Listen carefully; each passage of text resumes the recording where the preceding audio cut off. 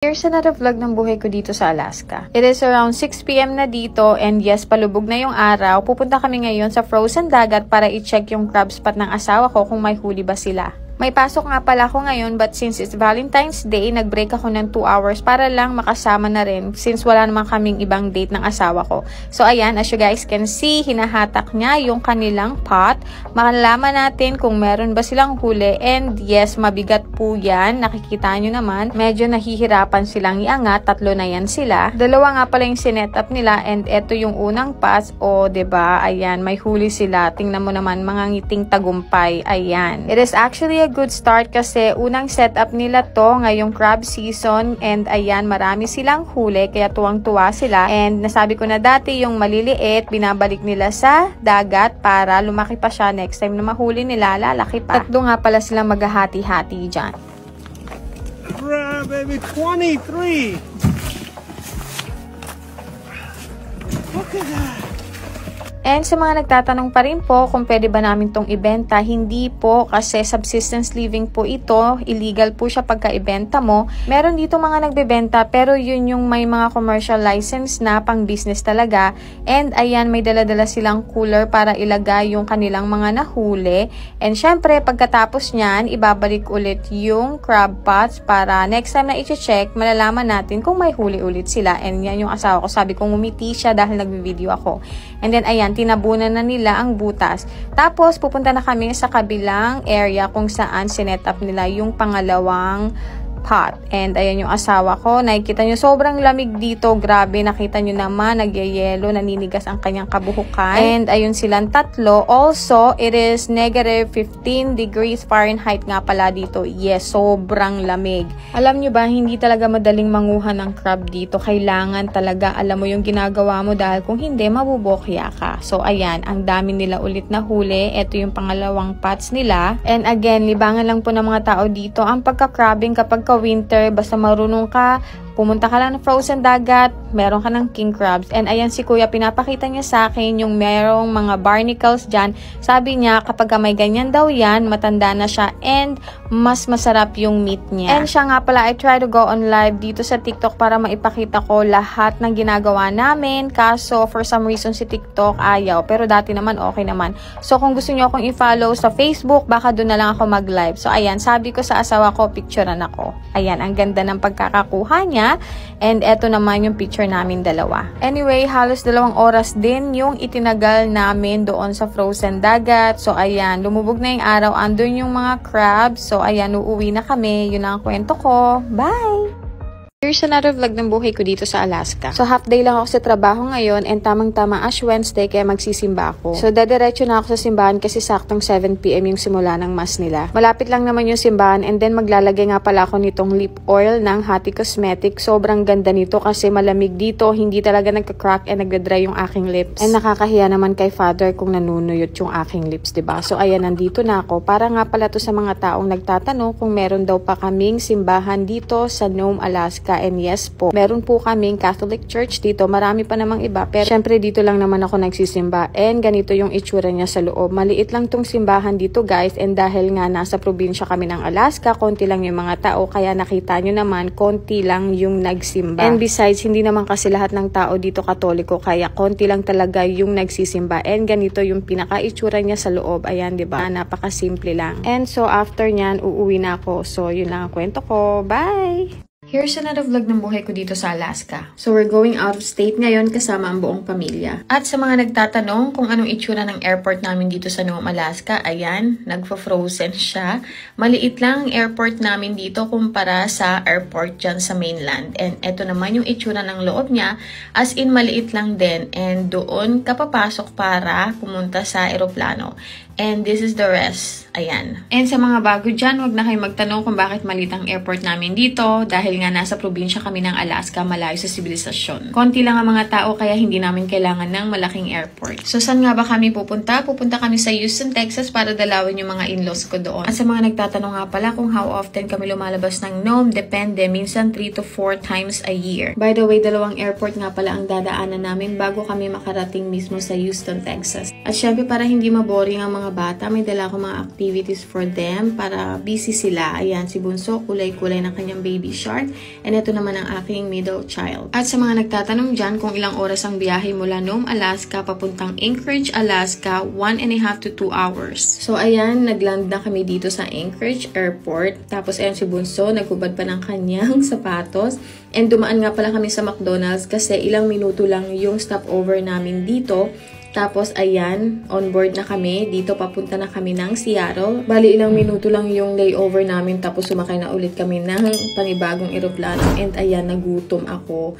Kaya, sige lang. I-push natin ang pagkain ng McDonald's. So, 3.5 to 4 hours nga pala ang biniyahe namin papunta ng Seattle mula sa Anchorage, Alaska. Dito medyo mahaba-haba ang aming layover, mga 3 oras. Ayan, welcome to Seattle. Ayan ang aking mga anak, hawak kamay sila. So, ayan, after the 3 hours layover, ayan, mag-board na kami papuntang Houston. Finally, dumating na ang eroplano. So, bali nakakain at nakapagpahinga na kami, hindi ko lang na-videohan. So, medyo mahabang biyahe to kasi from Seattle to Houston, 4.5 to 5 hours ang biniyahe namin. Ayan, nakarating na kami. Finally, napagod na yan si Bunso. So, bali, it is around 5 o'clock na nga pala dito ng umaga nung nakarating kami. So, bali, nasa 13 to 14 hours yung biyahe kasama na yung layover. Pagod na yung asawa ko. And there you go. Welcome to Houston daw. First time namin ng mga bata dito kasi yung asawa ko dati nang pabalik-balik dito. And so, ayan, kinuha na namin yung aming mga bagahe. Nag-rent nga pala kami ng car and lumabas kami dito para mag-antay sa shuttle bus. Buti na lang hindi crowded kasi madaling araw na to, so hindi naman ganun karami yung bumabiyahe.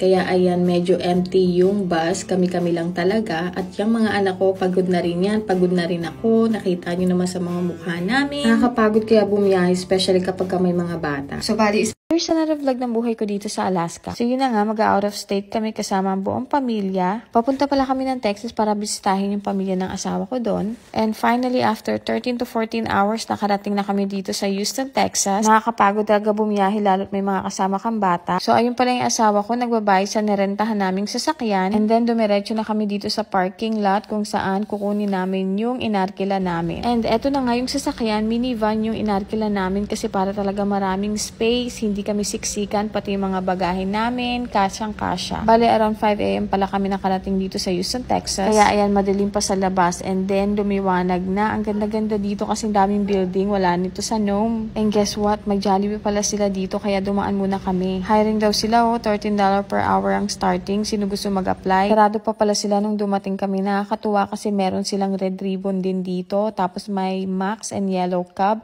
And meron din silang Filipino bakery. So ayan, nag-to-go order lang kami. And then dumaan kami sa grocery para bumili ng mga ilang bagay. And then after that, tumiretso na kami sa Airbnb na nirentahan naming bahay. And so here it is. Nandito na kami. Ang ganda niya sa loob. Worth it na worth it yung binayaran ko kasi kids-friendly siya.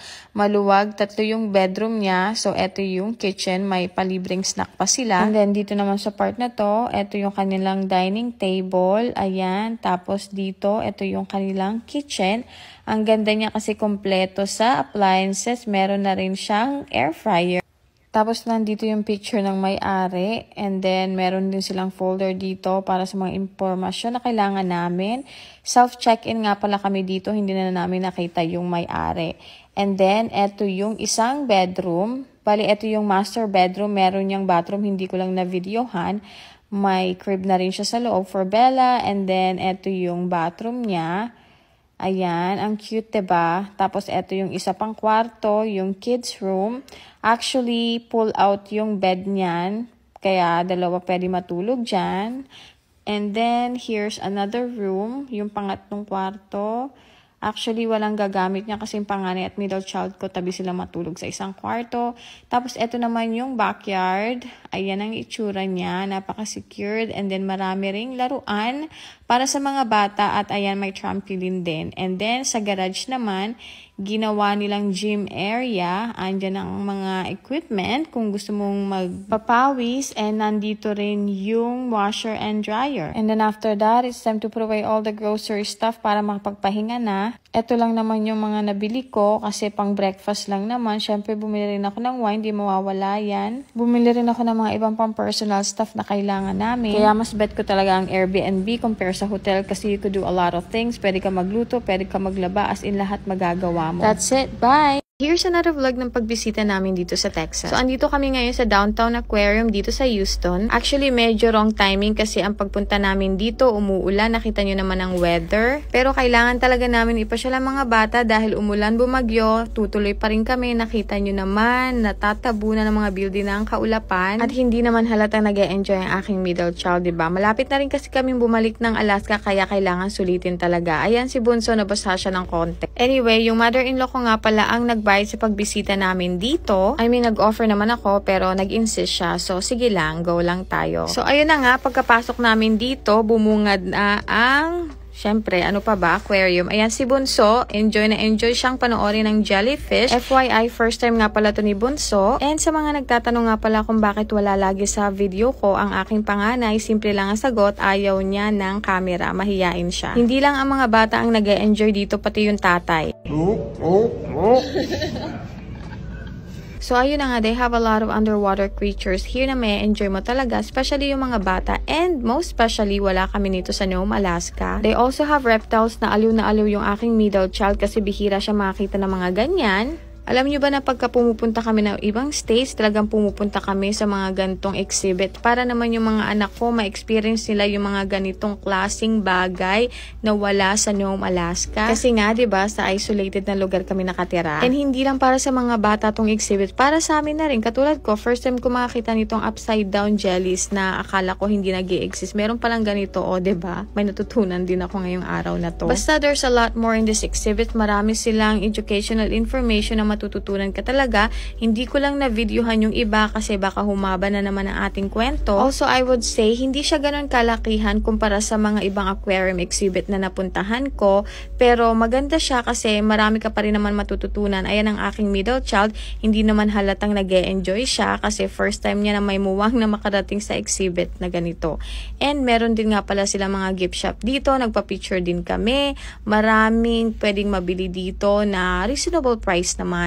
And ayun nga pala ang aking panganay. Sabi ko sa kanya, bibidyohan kita. Pero sige lang, sabi niya, ayaw niya talaga. And of course, si Bunso, ayan, nag-e-enjoy siya sa kanyang shark kasi mahilig siya sa baby shark. Also, sa part na to, meron din nga pala sila ditong white tigers. Ayan, first time ng mga anak ko makakita ng actual white tigers kasi yellow lang yung nakita nila sa ibang exhibit. Pero ayan, si Bunso, enjoy na enjoy din siya. Pero wait lang, hindi nga pala yellow ang kulay ng ibang tiger, diba? Orange ba? Bahala na. Basta nag-enjoy sila. Nag-enjoy silang makita ang iba't ibang klaseng isda at mga reptiles. And then, pupunta naman tayo sa pinaka-favorite naming part. Actually, favorite kong part. Ayan, ang Stingray Reef. Kasi pwede mong pakainin ng ipet ang mga stingray dito. Tapos may inaantok. Sleepy? Diba, hindi pa nga gabi, gusto na agad matulog. But anyways, ayan, nandito na tayo. Ayan ang mga stingray. Actually, first time namin silang mahahawakan. Especially ang mga bata kasi sa movie lang nila napapanood yan. And nakikita rin naman nila sa ibang aquarium pero never namin nahawakan. And sobrang cute nila, rubbery and slippery. And then, ang nakakatuwa pala dito, pwede mong arkilahin tong lugar na to for sleepover. Diba? Hindi ko alam kung magkano, hindi ko na inalam, pero ayan. Si ate girl pala na-explain kung paano pakainin itong mga stingray. So he's gonna come over. You wanna do it? Yeah. Woo! He's gonna suck it out. Okay, slide it in the water. You'll just come where your hand is. Yeah, there you go. Scared me. You doing it scary. It wasn't actually scary. It was a little bit terrifying. Kasi tingnan mo naman yung itsura ng kanilang mga bibig, diba? Kasi kung first time mo talaga, feeling mo, pagpapakainin mo sila, parang kakainin din nila yung kamay mo, kaya mapapasigaw ka talaga. Come on. Come on. Look, you're teasing him. Oh, sorry, it fell.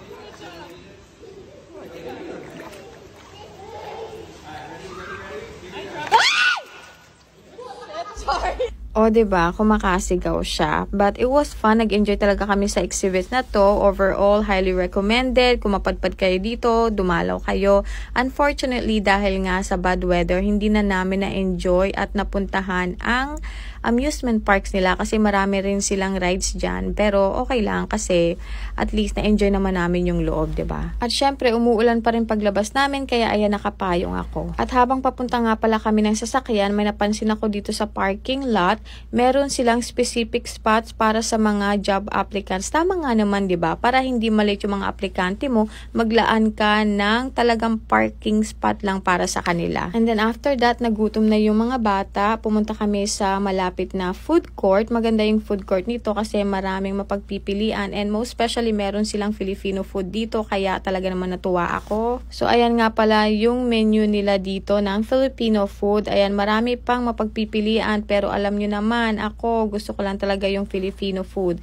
So ayan ang itsura ng kanilang food court dito and also nakita ko tong asawa ko naghahanap-hanap ng kanyang kakainin. Meron sila ditong area na pwede mong tikman muna yung pagkain bago ka umorder and syempre pinatikim niya sa akin and ayos lang, masarap naman pero hindi ko siya masyadong bet. Yung asawa ko lang ang bet ko.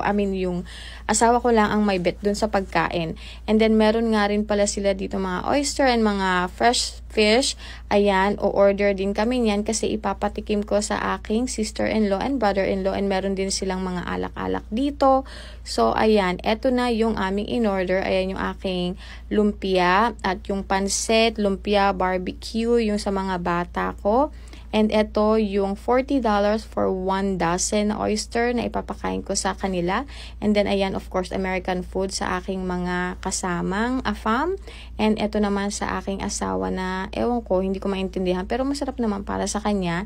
And ayan ang aking middle child, she love Filipino food. As in sa bahay, siya yung anak ko na mahilig talaga kumain ng Filipino food. Pipiliin niya yung Pinoy food kesa sa American food. So ayan na ang aking asawa, titikman na natin ang binili nating oyster. Hindi ko alam kung okay ba yung $40 sa 1 dozen kasi wala naman kami dito sa Nome, Alaska. First time niya nga pala itong matitikman. Jay looks uncertain.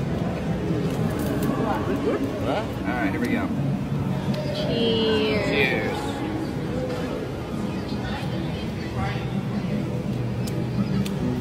Yeah. Okay. Okay. Good, huh? Yeah. O, diba? Nagustuhan naman nila. And then after that, nagligpit na kami. Ayan ang aking panganay. Nagligpit na siya. And then umuulan pa rin sa labas. So, yun ang kwento ko. Bye! Here's another vlog ng pagbisita namin dito sa Texas. Ang aga nga pala namin gumising ngayon kasi pupunta kami sa Philippine Consulate dito sa Houston para i-renew ang passport ng dalawa kong anak. So ayan, nakarating na kami dito finally. Halos 1 oras din nga pala yung biniyahin namin kaya ayan yung anak ko nakatulog na siya. Ang aga namin umalis kasi matraffic pala dito sa Texas. Wala nito sa Nome, Alaska. Iba talaga kapag galing ka ng probinsya, kapag nasa big city ka, maninibago ka talaga sa traffic. Anyway, ang isa nga palang dahilan kung bakit pumunta kami dito sa Texas is para pumunta kami dito sa kanilang Philippine Consulate para mag-apply ako ng dual citizen. Unfortunately, ang sabi nila, hindi ako pwede dahil hindi daw nila sakop ang Alaska. Kaya ayan, magre-renew na lang ako ng passport ng mga anak ko para na rin hindi masayang yung pagpunta namin dito. So ayan, nandito na kami and hindi namin alam na kailangan mo palang mag-wear pa rin ng mask pag pupunta ka sa loob. Kaya bumalik ang asawa ko sa sasakyan para kumuha ng mask. Wala nga pala kaming Philippine Embassy sa Alaska. Meron silang Philippine Consulate outreach from San Francisco pero mag-aantay ka talaga kung kailan pa sila dadalaw sa Alaska. But anyway, since nandito na nga rin kami sa Texas, kaya dumalaw na rin kami dito para medyo masulit din yung pagbisita. Buti na lang hindi masyado maraming tao kaya maaga rin kaming natapos. I stop filming sa loob kasi bawal pala kaya ayan hanggang sa natapos na. Yung panganay ko ayaw na naman sumali sa video kaya inaasar ng tatay. Focusing only on you now since you don't want it. The more you don't want it, the more I'm focusing on you. Ayaw niya talaga. So, nung pauwi pala kami, may daan na kaming Jollibee. Ayan, syempre nagtanong na naman yung asawa ko kung bakit puro daw Jollibee yung gusto kong kainin dito. Wala kasi nito sa atin, kaya gustong gusto ko to. I'll get the 2-piece Chicken Joy plus palabok. Gusto mo may drink? Opo. With rice? May drink? So, ayan, pinarinig ko na sa inyo kasi may nagtanong kung Tagalog or English daw ba ang gamit kapag mag-order ka sa Jollibee dito. Kahit ano naman, mostly naman kasi ng mga crew nila dito, mga Pilipino. Pero syempre, gusto ko talaga mag-Tagalog para feel na feel ko talaga nasa Pilipinas na lang ako.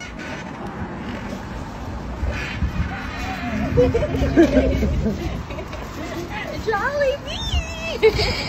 Here's another vlog ng buhay ko dito sa Alaska. So, may kwentong Jollibee ulit ako. Remember, nagpunta kami ng Texas nung nakaraan. We were so happy kasi meron silang Jollibee.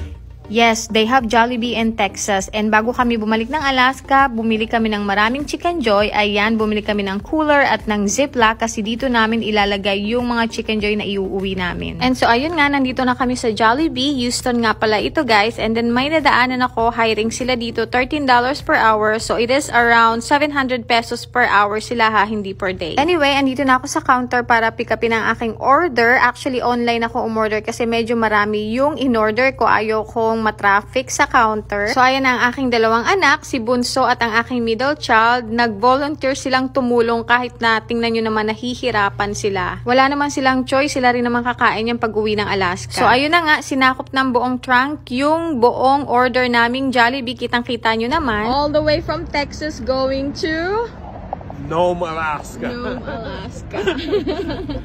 So, ayan, pag-uwi namin ng bahay, nakita nyo naman yung asawa ko naninigurado. Talagang tinimbang na niya. Naninigurado siya na hindi kami mag-e-excess ng bagahe namin dahil lang dito sa Jollibee na to. And kung tatanungin nyo ko kung magkano lahat ang binayaran ko, ayan, around $400. Siyempre, bumuli na rin kami ng dinner namin. Ito yung serving nila ng Chicken Joy at ng spaghetti. Ito naman yung palabok. And then, ayan, pinakain ko na yung mga anak ko dahil maaga sila matutulog. Dahil madaling araw pa lang, babiyahe na kami. So, eto na lahat ng Jollibee order ko. So, ayan, una kong ginagawa is etong gravy. Eto, nilalagay ko siya sa Ziploc. Ganyan lang. Kailangan wala tayong sasayangin at iiwan ng gravy. Lahat dadalhin namin. Nakita nyo naman ang asawa ko. Full support. Mukha tuloy kaming may business na pinapatakbo. Kumikitang pangkabuhayan. And by the way, sa mga curious dyan kung bakit ang dami naming iuuwing Jollibee dahil nga po walang Jollibee sa Alaska. And kaya kapag napapadpad kami sa mainland na may Jollibee, sinusuli talaga namin ang pagbili. So, ayan na yung mga gravy. Ilalagay namin siya sa freezer para tumigas and yan yung magsisilbing ice ng cooler. And then, eto na rin yung mango peach pie. Ilalagay ko din siya sa Ziploc. Tapos, ilalagay ko siya sa freezer after nito. Tapos, medyo nagutom ako. Hindi ko kinaya yung amoy. Nagutom talaga ako. Kaya, ayan, nakita nyo naman, nagmerienda muna ako. So, the goal here is patigasin muna sila sa freezer bago ilagay sa cooler. And then, the next thing is etong ating Chicken Joy. So, 1, 2, 3, 4, 5, 6, 7, 8, 9, 10. Ayan, 10 pieces of Chicken Joy sa isang bucket ang aking in-order. So, ayan, nilagay lang namin siya sa Ziploc and then ilalagay na namin siya sa cooler. So, unfortunately, kinabukasan hindi ko na na-videohan dahil yung asawa ko na ang nag-asikaso. Ayan, nandito na kami sa airport. Madaling araw na to. It is like around 4 in the morning. And ayan, sinisigurado niyang secured ang ating cooler. Your Jollibee. O, diba? I feel so lucky and blessed talaga sa asawa ko kasi walang kaarte-arte and napaka-supportive niya. Anyway, ayan, buti na lang hindi kami na-overbagahe dahil lang sa dalawang cooler na yan na walang ibang laman kundi ang Jollibee. So, bali dalawang airport pa pala ang dadaanan yan bago makauwi ng Nome, Alaska, ang Seattle Airport at ang Anchorage, Alaska. So, ayan, buhay na buhay sila. And then, here we are. Pababa na kami ng Nome. So, yun lang ang kwento ko. Bye!